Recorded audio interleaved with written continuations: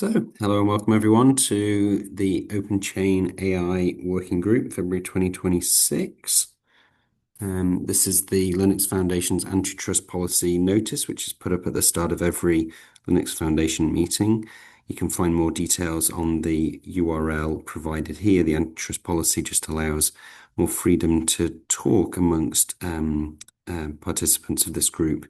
If you've got any questions, you can view the antitrust policy and the URL, as I just mentioned, or if you're a member of a company which is part of the Linux Foundation, you can contact Andy Updegrove for further information. So, with that out of the way, we just had quite a short agenda today, which was to talk about a proposal from Dave around ISO 42001. And then just to get people's thoughts on what we want to try and achieve over the next few months as part of this working group now that we've created that AI SBOM guide. I also note Dr. Yu here has sent an email to myself and Dave, so I'm sure we can also open that up for discussion there. But Dave, do you want to start with your initial proposal and your thoughts around that? Yeah, sure. And adding my own welcome as well to Dr. Yu. Thanks for joining. And Dr. Yu, feel free to jump in with questions as you see them. Okay, I'll ask later. Okay, all right. So we are at it, and so just on reflection. Okay, so I feel like with the SBOM guide, we're at a really good moment. We have a concrete deliverable product.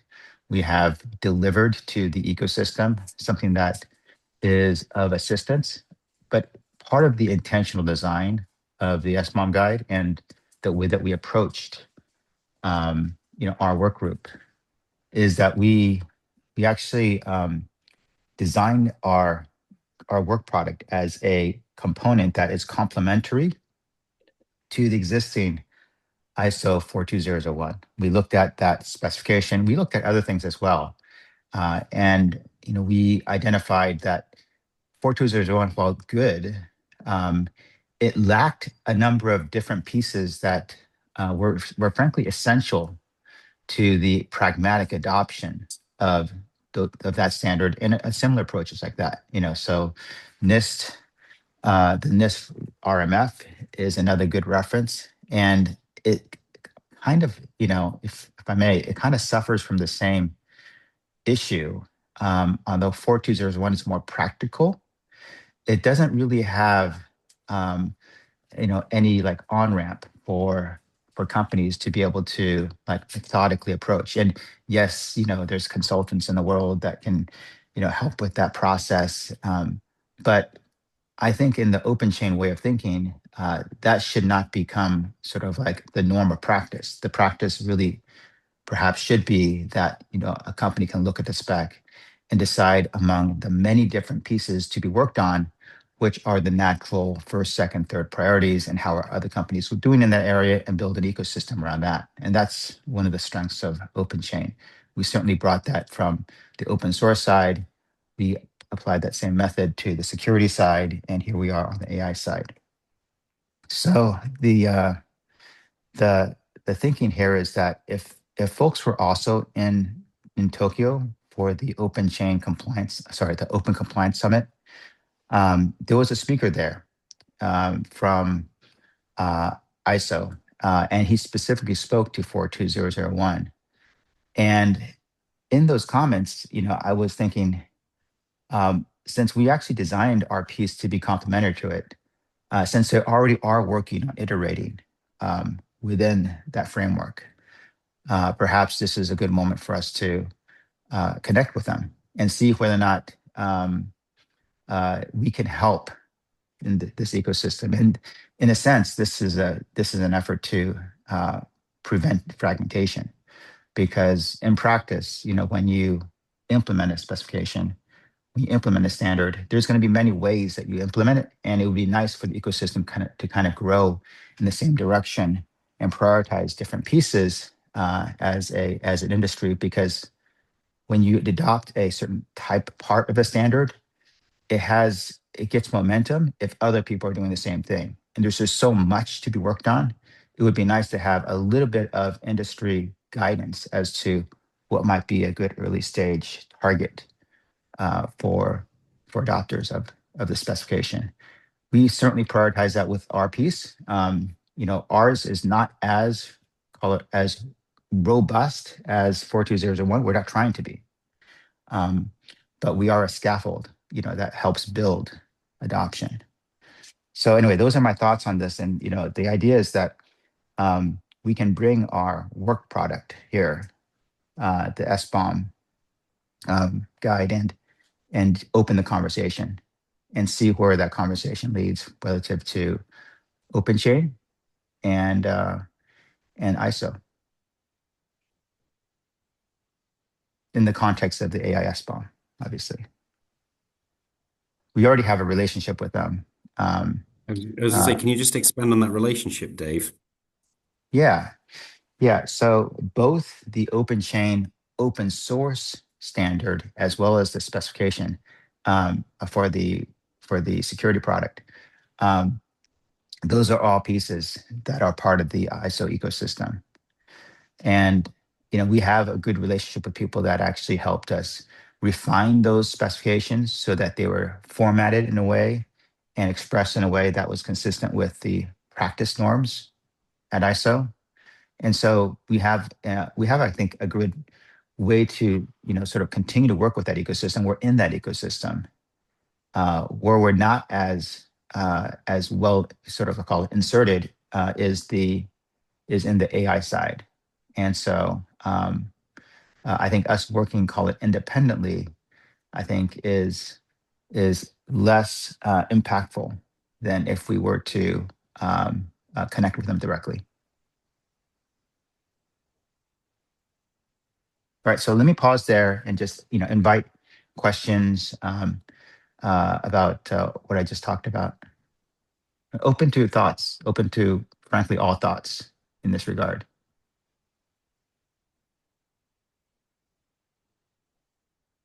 For what it's worth, Dave, I do like the idea, partly because we can leverage the momentum of the folks around ISO 42001 without having to reinvent the wheel ourselves or try and promote this ourselves. And riding on their coattails, I think, is certainly something that we should consider. Okay. Thanks, Matthew. I think it's probably too early for us to say that we have critical mass, on this idea. I think, Matthew, I appreciate the support there. I would suggest that we actually put out the minutes and then let that, sort of like, be a vehicle for people to hear it and then read it and hear it and then go and get, provide thoughts offline. And then perhaps the next time we convene, we can just sort of make a decision. But I think it's an important decision, and it's perhaps, I think a way to bring the work product that we have into the context that would, frankly, perhaps increase the adoption of what we've done, and then put that into the ISO ecosystem in a positive way. Do you think we need to go to the board and discuss this? I think the board probably gets to sort of like certainly opine on it and then express support for the viability, express support for taking action. But in terms of doing a little homework on viability, it might be helpful for us to maybe concurrently also reach out to ISO and see if we can initiate that conversation.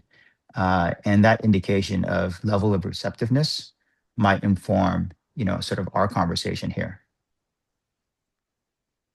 So if folks are okay with me doing that, I can try to reach out, or if others also have contacts, I'm open to, sort of like, working with them or having that person go. Dave, can you hear me? Yes. Hey, Dr. Yu. This is Xiaobo from Another Group. Yeah, I totally agree with you that we should be connected with the ISO 42001. But I quickly go through the document. So in my point of view, actually, I think the 42001 mainly focus on the AI risk management, risk Hmm. assessment, management and treatment, and also the performance evaluations based on the risk, right? I think the the relationship between the 4201 and the AI spawn is that one of the emphasis of AI spawn is to prove the transparency and the integrity of the AI systems while offering the service from a service providers to its customers, right? So I think in detail, I think one of the things that we may need to look into is whether we need to bring the transparency content concept to the 42001, because I think transparency is not well reflected in 42001 if I'm correct. So I think in my point of view, maybe the general logic is that we can bring some concept of AI spawn into the 42001 so that we can have a well-established standard to reference while we want to adopt the AI spawn, right? Hmm. Yeah, I Yeah. think this is one thing maybe we can possibly contribute to 42001 to make it Yes. to make it well aligned with the AI spawn. Yeah. And another thing is another thing is really related to the questions I want to ask later, but I want to bring in here. So I read some document about the EU Cyber Resilience Act. So Yes. as far as I know, Cyber Resilience Act, when the act take effect, it'll bring an pending actions into CE and standardization group, which is a standardization group in Europe. So they will Yep. start their harmonized standardization work based on the by the EU CRA. So I think things the SBOM is quite important in CRA. So I think one of the another possible way is that maybe we can bring some information to CEN to affect their standardizations work. Perhaps that will be another option. What was that group that you mentioned? CN? That's CENLEC. Oh, Sensenelec. Yeah, Yes. something Uh-huh. like Seems like yeah, yes. Hmm. So I think they will start their work to I think they will work out a harmonized standard which is connect to the EU CRA. I think that Hmm. and that is also relevant. I think that is also relevant to AI smart program. So maybe we can look into that as well. Hmm. Yeah. Matthew, were you going to chime in with something? no, I was just saying since Senelec. Hmm. Yeah. Okay. Um, yes. There's a lot that you said there, Dr. Yu. Do you prefer Xiaobao? Yeah, yeah. Okay. Okay. Okay. Right, okay. Okay, All okay. right. So let me start with some of the later comments first. And I think that you're right. The CRA is certainly driving a lot of activity. More of that activity might be happening on the traditional SBOM side, under the CRA. So on the Mhm, traditional SBOM side, setting aside the AI, call it AI bomb, if you will, um, mhm, you have. You have a lot of the traditional, like the open source open chain standard, right?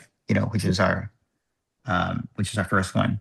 yeah, mhm, And that certainly, I think, is gaining legs, because of the CRA. uh, mhm, um, and so um, I'm seeing activity, both at my company, mhm, as well as sort of the broader conversation across our software ecosystem around getting ready for it.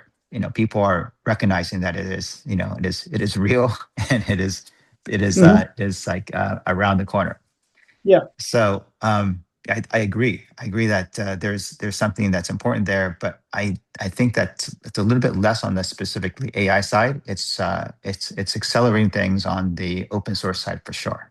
Exactly. Now, there's a couple different format standards that are still kind of out there, and I guess you can call it a competition because you do have to pick, like which one you're going to sort of baseline on, but it's going to be essentially right now uh, SPDX and what's the other one? Starts with a C.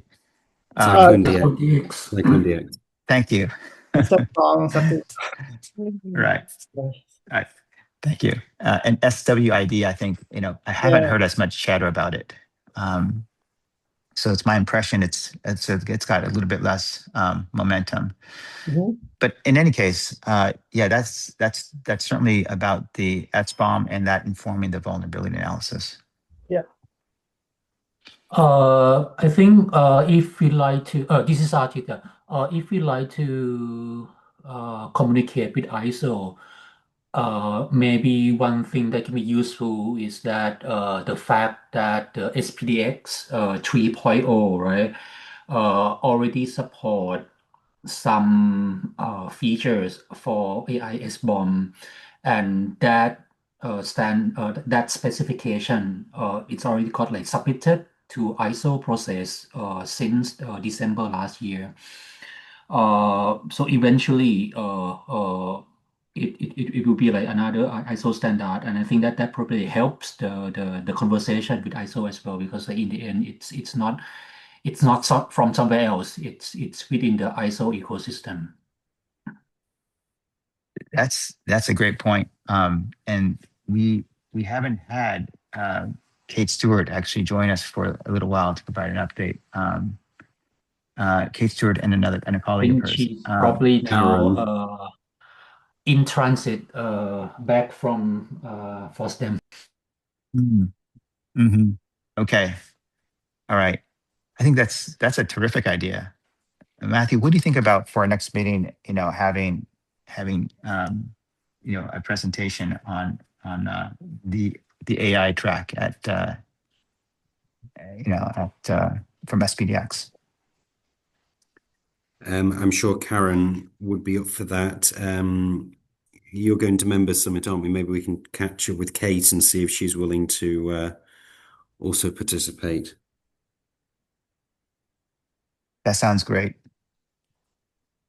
Okay. All right. Good plan. By the way, anybody else going to Linux Foundation Member Summit? It'd be nice for us all to connect there if there's others.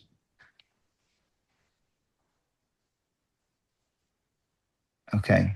Not hearing any, but if people are hearing this recording later, please reach out to Matthew or I, and we can organize an ad hoc event for OpenChain AI work group. But that question about the SPDX. So actually, sorry? I got a question about the SPDX. So Sure. I see really in our compliant guides, one of the bullet items clearly say that we recommend the verifier to provide the materials following the SPDX format, and it is optional, right? And I also see there's a requirements in CRA. They also recommend to provide some kind of SBOM materials following the SPDX format. And I also find material that clearly describe what is contained in SPDX and how it's going to map with the OpenChain AI SBOM. It's really well written. But one of the technical issues is that the formats to describe the AI systems, whether it is models, it is training algorithms, or is it data. So the data structure is kind of different in different case by case.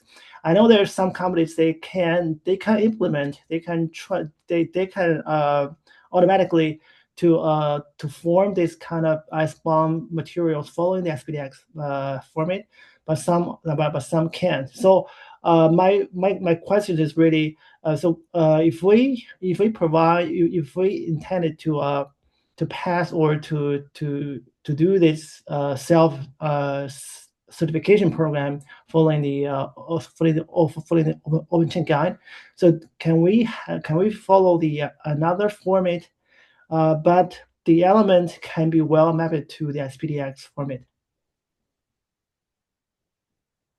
It's really like so in my point of view, I think SPDX really is a kind of data structures. So perhaps for example, it offered a structure like a model card, for example. The model card contains some of the important informations like the model release time, the model versions, and what is the training algorithm that can be used by the models. So perhaps all these informations can be provided by another format, but they may not belongs to the class of model card.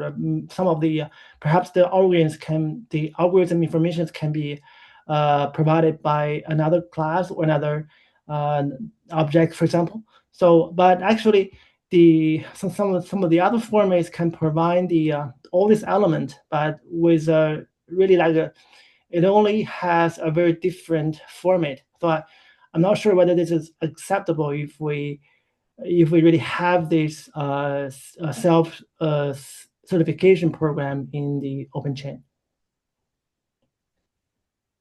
Yeah. I'm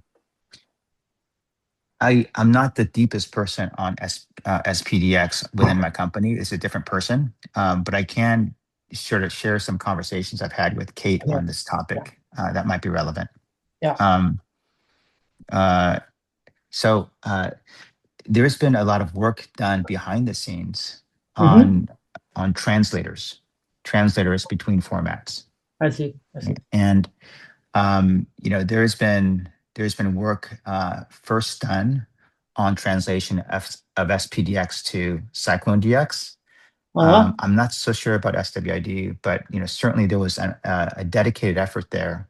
And then I think the translation between from CycloneDX to SPDX that lagged a little bit for some reasons that I wasn't totally clear on. And Art just put a link into the chat that might be relevant.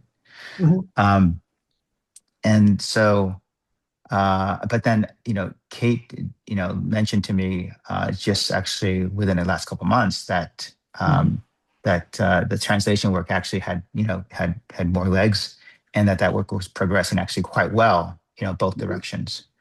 So this is the traditional call it traditional open source software side of SPDX. When you start talking about the AI profiles, I didn't ask those questions specifically on those. So it might be worth something that we get into with folks either offline or at perhaps the next call when we hopefully have a guest speaker from SPDX. Okay.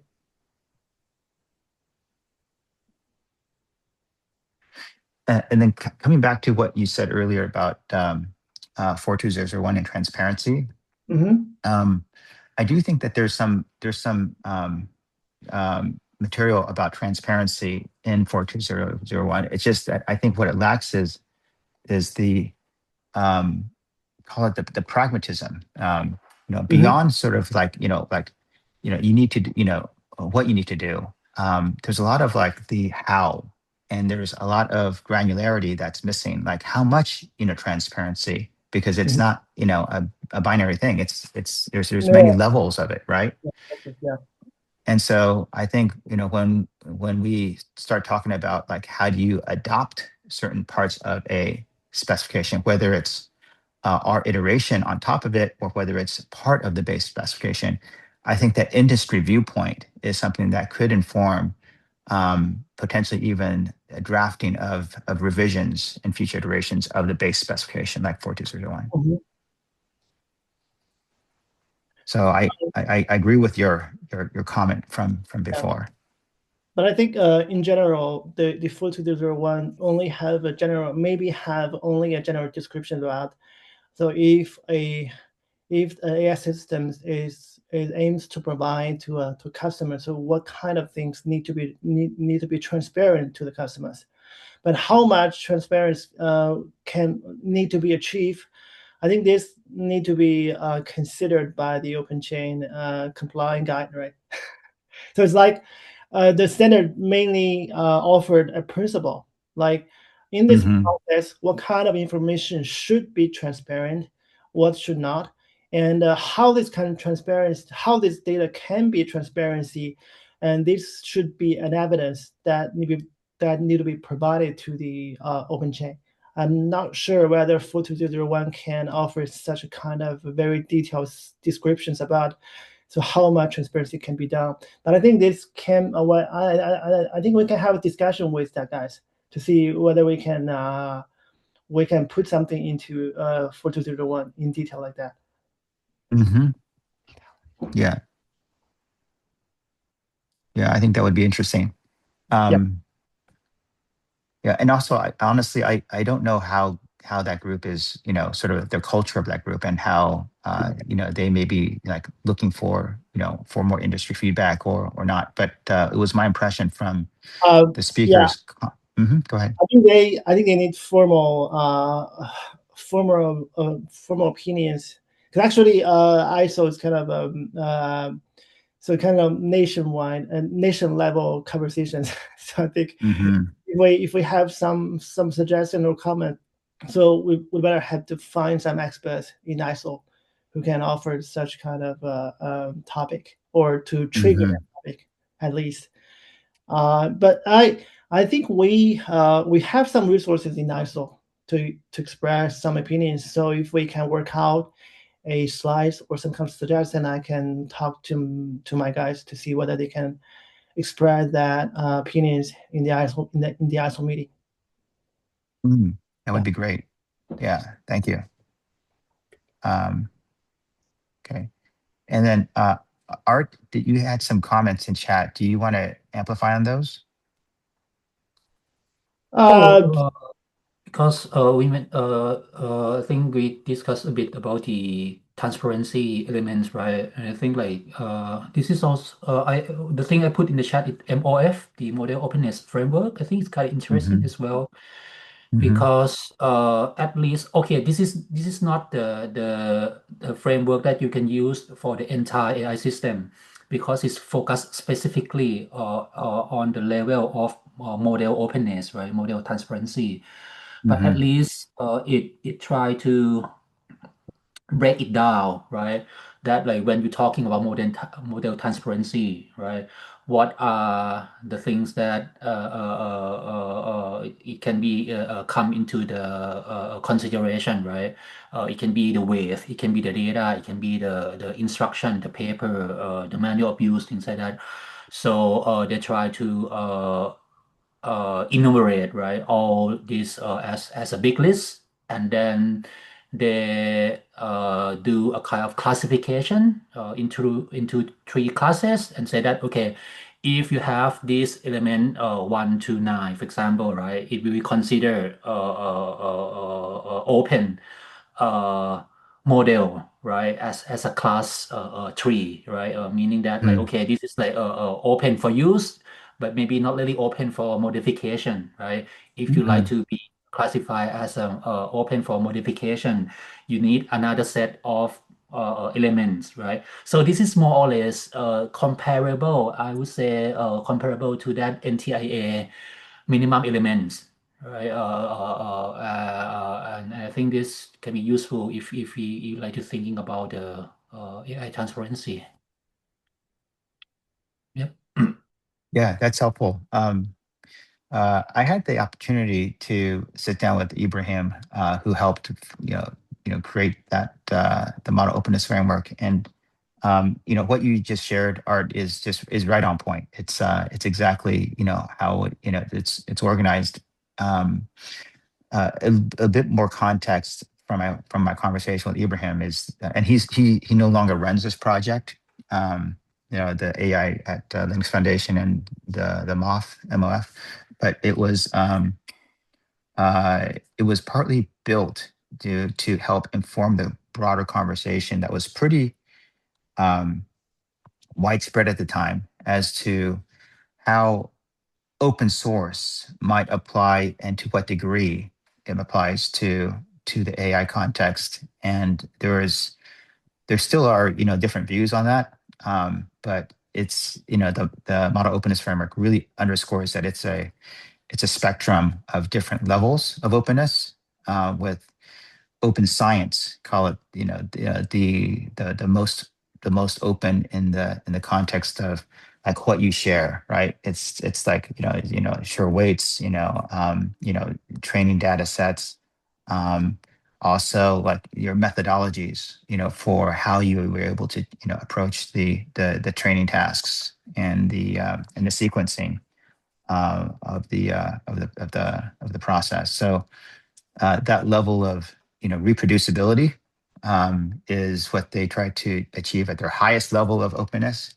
And then there's levels where there's, call it broad use, that's enabled. That's, I would call it a relatively lower level of openness, but still it's considered to be open relative to a purely commercial approach, commercial proprietary approach, I should say. And I see your comment there. We are looking for a way to support MOF into SPDX. Some discussion there. Oh, that's interesting. Okay. That's certainly good to know. I'll take a look at that. Urge others to take a look at that link as well later. Do you want to amplify that, Art? So one of the thing that Morph trying to give us some guideline, right? It's about the appropriateness of license, right? The argument there is like some license actually designed for software, another license probably for documentation or data, right? So what model openness trying to put in the guidelines that maybe it's not only about whether the license is open or not, according to, for example, open source initiative definition, like approved, right?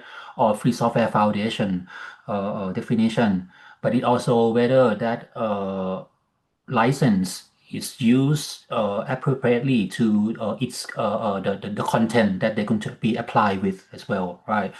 So what Morph try to come up with their tools. I'll just like put their tools in the chat.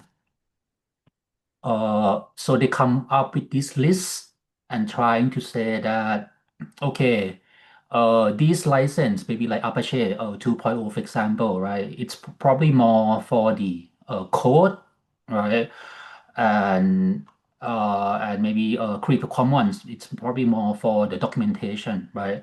So they try to use this in their evaluation of an AI model, right? To give more context and more like deeper analysis of the transparency. Yep.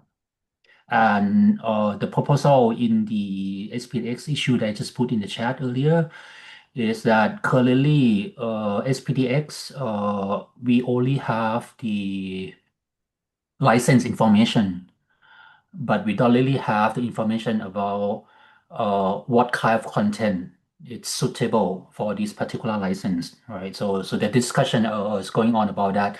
There's a little bit of pushback from the legal people that they think that this is probably not an information that is suitable for SPDX project. It probably like we probably need to host this elsewhere, but not inside SPDX. But yeah, we're not sure yet. So that's a discussion that's still going on. But basically, back to the MOF thing. Yeah. So this is about try to add more information about the use of the license, right? Not only about whether it's open or not, but also whether this openness is appropriated to the content type or not. Yep.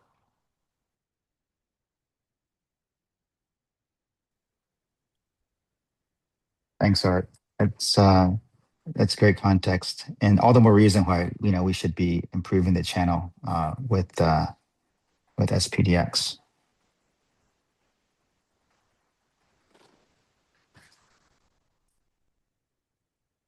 What else do we want to chat about today?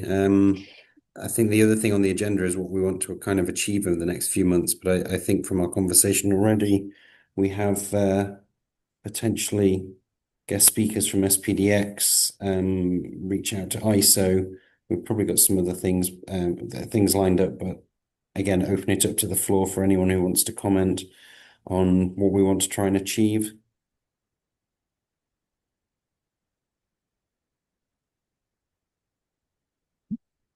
Yeah, I think that's a good capture, Matthew. Okay.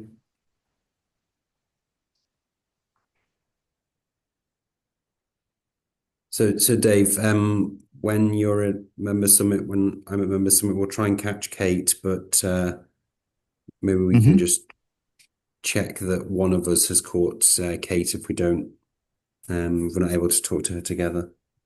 Okay. All right. What I do so I can send an email to her, copy you, just ask her if she's going to be there, and it'd be great for us to connect there and talk about these ideas that we've been discussing. And in particular, getting a discussion going in those areas that Art mentioned, that would be a really helpful catch up on what's going on with SPDX. Sounds great. So anything else we want to discuss today? I got another two questions. Sure, go for it. Actually, the first one is there a plan to provide a self certification program for the AI bomb, just like the 5230? That was certainly an aspiration or a direction that we were heading towards, mirroring what we'd done with 5230 and education, promotion of the guide, self-certification, and so on. Okay. That was certainly the direction I think we were aiming for. Okay, what's the timeline? So when we're Well, going to release that? Do we got a timeline? yeah. So we don't have a timeline. I more think it was paused in light of what Dave made a comment on about, do we Okay. keep this guide separate or together? I mean, if people are keen to get that guide and that self-certification, then I think this is enough momentum to certainly do it. But I don't think we were working towards any of that anytime soon. Dave, do you agree, or do we want to do that? Because I don't see it being that difficult. We've got the requirements in the guide. Yeah, no, I don't think no objections to it. It's just that the way that we might want to be able to approach, approach ISO and and open that topic, it might be a cleaner conversation if we just bring our SBOM guide to them and use that as an opener. We can maybe talk about the plans that we have, the idea that we had for self-certification, because all that is implementation side. Frankly, that's an area where ISO needs organizations like us to carry that forward. Because if we don't, then it goes to what we just talked about earlier. The consultants end up having to fill that gap and at quite a premium economically for some companies. So I think that, and by the way, I do like consultants. I think that they serve a valuable purpose, but I think that their purpose should be reserved more for the higher end, more challenging projects. Yeah, I think self-certification is a good thing. I just don't know if we should jump into that right now, since we're talking about a potential adjustment of our core direction. Indeed. Okay. So does the AI SBOM has a clear connection with the CRA? So actually, I find something on the OpenChain website, which is the CRA officially like reference one of the standard 18974, which is the which is the standard for some kind of bug detections, and they're gonna reference that. So is that possible for us to like work on the way which the CRA can officially recommend the AS-bound as a best practice for the S-bound provisioning? For example, yeah, that's an example. But I think apparently AS-bound is very closely related to CRA. So I think one of the way we can work on is maybe to build a connection between the CRA and the AS-bound.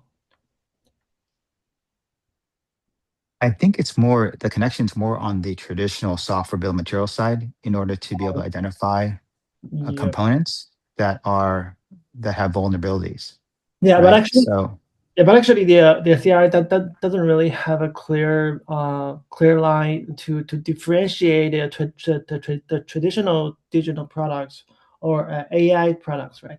Because actually AI product, I think AI product is a subcategory of the digital products, right?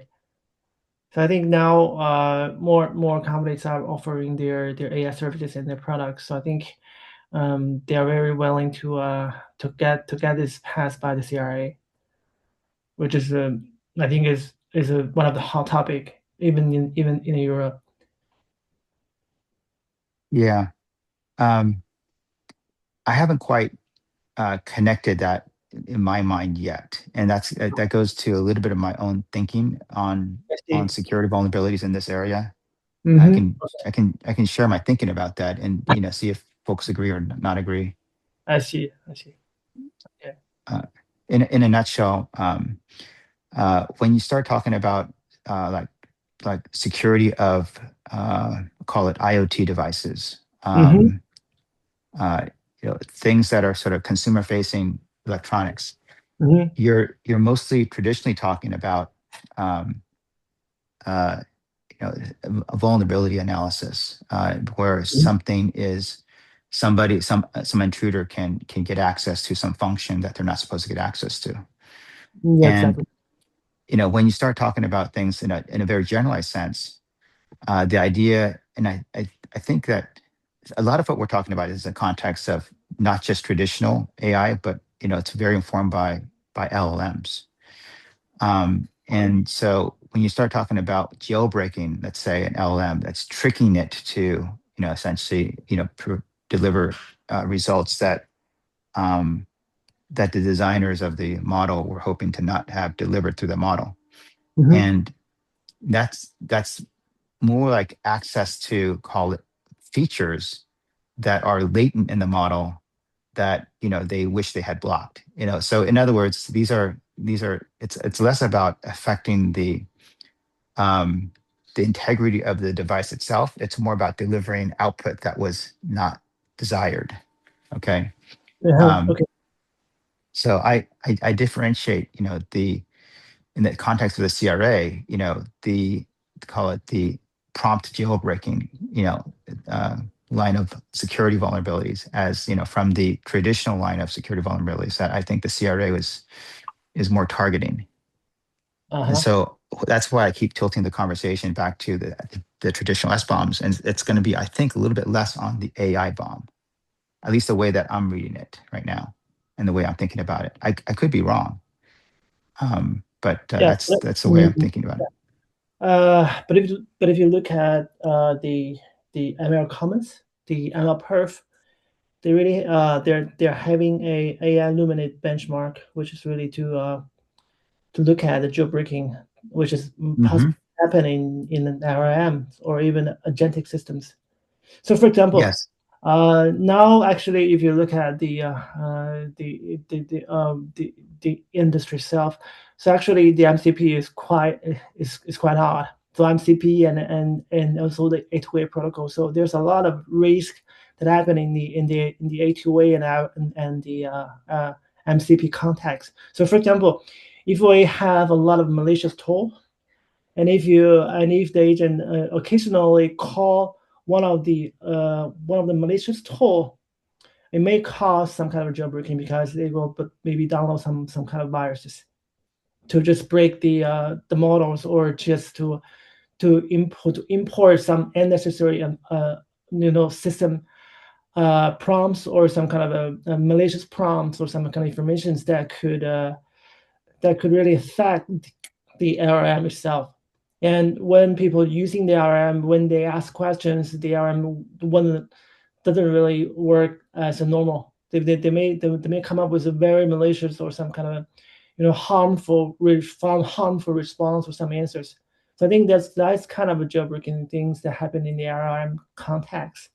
So I think, yeah, I agree with you that the CRA firstly looking at the traditional device like the LT device, as you see, but I think as the RM, as the technology evolves, I think the CRA will more or less, they will look into the AI products. So I think at that time, so maybe it is very appropriate for us to get connected with the CRA, maybe to provide the one of the at least one of the best practice offered by the AI as well.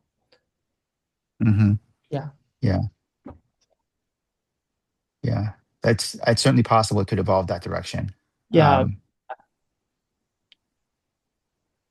Okay. All right. Thank you. Thanks for that No context. problem. And also, I think it's very helpful for us to co-work with 42001, which is, I think 42001 has a very well-defined terminology that we can reuse in our compliance guide. So, for example, like the AI system that I mentioned in the email, yeah. So, in my point of view, the AI system can be deployed in a cloud servers, or it can be deployed locally within like a private area, like private domain. So some of the industry really have such kind of requirements, like banking, finance, and also some of the like media industry. They may have very private data that they will not allow to be revealed by the public cloud. So in that case, they are often restore the data and to process data locally with their local servers. And that could be two kind of AI system. Yeah. Yeah. Can you talk more about that? I'm not sure if I'm fully catching up So on I think this. yeah.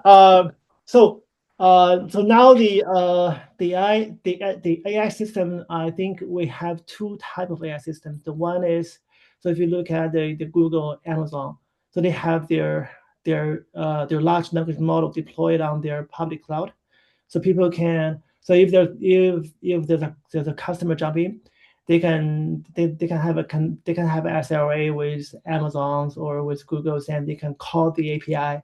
So they offer standardized API for the customers to call the capability of their LLM or their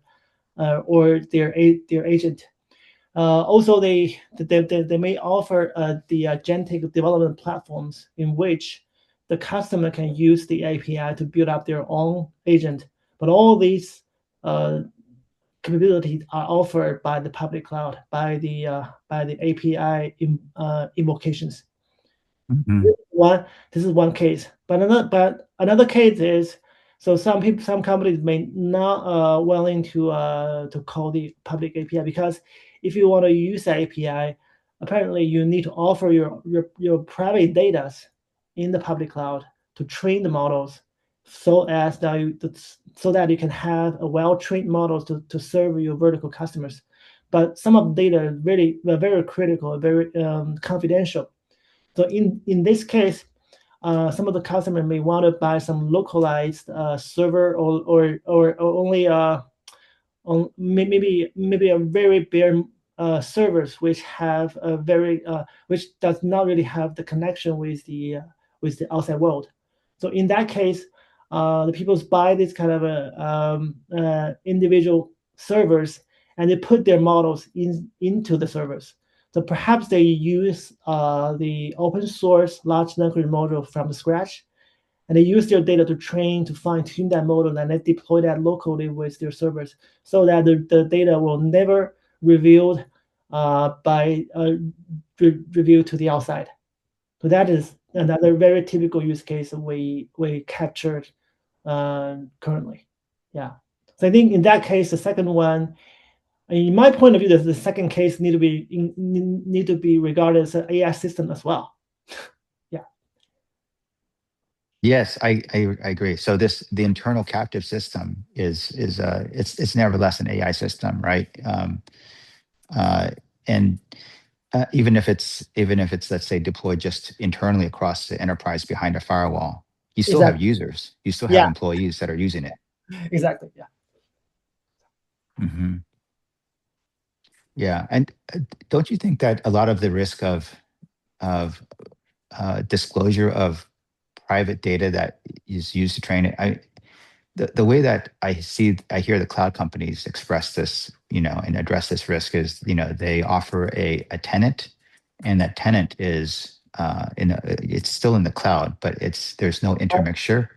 So the back propagation, if there is any features around that. Yeah, I Mhm, think the tenant mode is one of the options. Currently, we have the tenant mode, but tenant mode cannot change like situations where the data still you need to offer your data to the public cloud.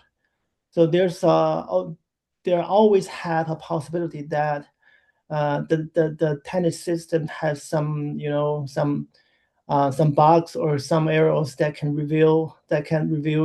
expose your data to the outside. So one of the simple and safest way is that we just put the system locally within their own domain, and then the data will never be revealed. mhm, Yeah, that's one of the that's the possibly the only option that you can stop any kind of possibility to reveal the data. It's mhm, actually, we have very different kind of levels of customers. For example, in China, so mhm, in the media industry, some of the local media companies, they may willing to use the public cloud, maybe the API replication or even the tenant mode, if their data are not that sensitive. But if the data is very sensitive and very confidential, related to the security, related to the national security, they will never be revealed, and they will never accept the tenant mode, only the local server mode. I see. I see. Interesting. That's good to know. Thanks for sharing all that. I appreciate it. It's okay.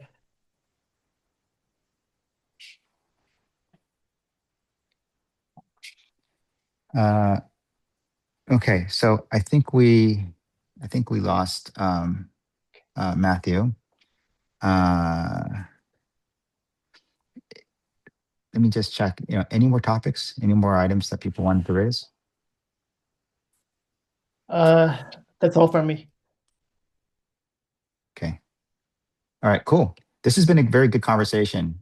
Small group, but still, I appreciate the all the discussion.